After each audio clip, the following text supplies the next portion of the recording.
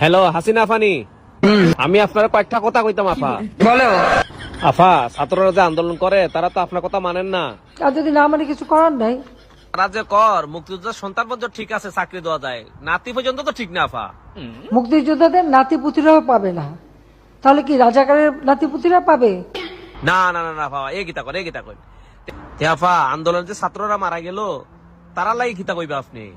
যারা মৃত্যুবরণ করেছে তাদের আত্মার মাগফিরাত কামনা করছি। পরিবারের সদস্যদের প্রতি গভীর সমবেদনা জানাচ্ছি।